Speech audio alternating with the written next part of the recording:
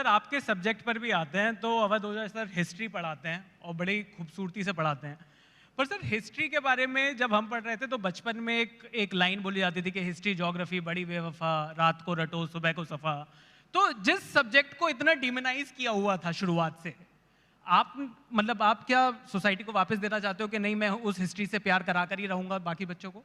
Science is based on reason and humanities is based on analysis. तो हमारे यहाँ क्या है कि हमारे यहाँ तो बीए के लड़के को बर्बाद आदमी मानते हैं। जैसे कोई बीए किया हुआ लड़का है, शादी वगैरह में खड़ा है, तो हमारी सोसाइटी में लोग पूछते हैं क्या कर रहे हो? इंजीनियरिंग कर। अरे वाह, एमबीए तो ठीक है भैया, हम बीए कर रहे हैं, पीछे आओ।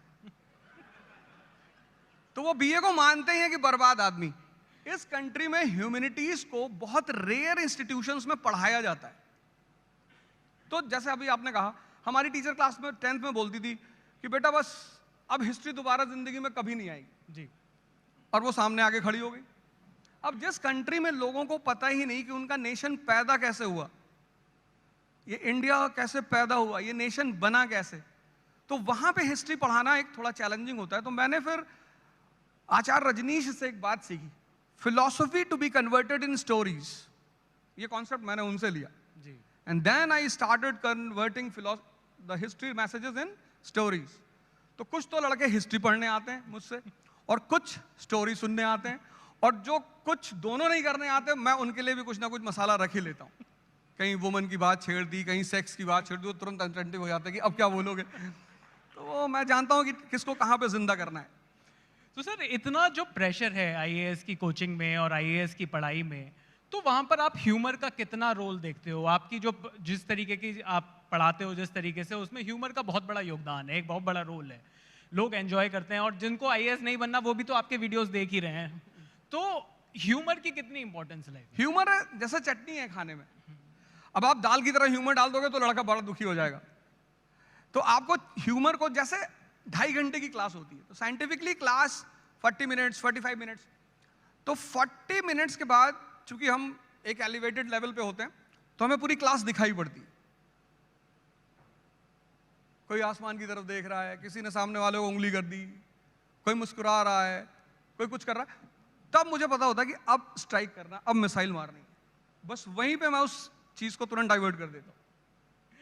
सर एक देश के एजुकेशन सिस्टम के बारे में भी आते हैं। आप जिस तरीके से आप क्लासेस लेते हो, मैंने जैसा कि कहा बहुत सारे व्यूज़ हैं आपके वीडियोस पर, बहुत लोग पसंद करते हैं, पर जो देश का एजुकेशन सिस्टम है इस टाइम पर, क्या आपको लगता है कि उसमें कुछ चेंजेस की ज़रूरत है? क्या आपको लगता है कि आइडियाज़ ऑफ इंडिया के मंच पर हैं हम, कुछ चेंजेस की रिक्वायरमेंट है इस टाइम? नहीं, बिल्कुल। हमारी स्कूल लेवल की जो एजुकेशन है उसे हमें ट्रांसफॉर्म करना पड़ेगा। मतलब हमें लोग पैदा करना पड़ेंगे जो सोचें, सोच तो वो वैसे भी रहें, पर सही दिशा में।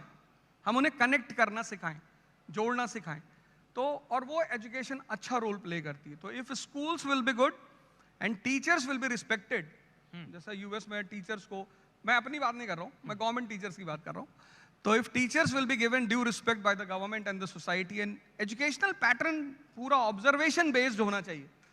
हमारे बच्चे स्कूल से आते हैं दुखी, निराश, जैसे कारगिल से आ रहे हैं, 50 किलो का बैग पकड़े हुए हैं बेचारे, कि ये बेचारे मजदूर टाइप के, और वो पढ़ना नहीं चाहते क्योंकि वो सीख नहीं रहे, उनके ऊपर प्रेशर है, रट रहे हैं वो। उन्हें कहा, मेरी बेटी कहती है कि पापा अर्बन एडमिनिस्ट्रेशन क्यों पढ़ना है? हाँ, मैंने कहा मत पढ़, तुझे तो वैसे भी मेंबर ऑफ पार्लियामेंट का चुनाव लड़ना है। लेकिन कितनी अच्छी किताबें एनसीईआरटी की बनाई गई हैं, उसमें ब्रैकेट्स हैं, उस पर लिखा हुआ ऊपर ऑब्जर्वेशन। गांधी जी इंडिया आए तो सीधे जंप नहीं किया उन्होंने, he roamed in this country for a year, लोगों से मिले, देखा, पॉवर्टी देखी, तब उन्होंने फैसला किया अच्छा अब इस तरह से स्टेप्स लेने। तो ओवरहॉलिंग जरूरी है और टीचिंग जो फैटर्निटी है उसके लिए काम करना जरूरी है। जी सर, बिल्कुल। सर कई लोगों से मैंने पूछा इस इंटरव्यू से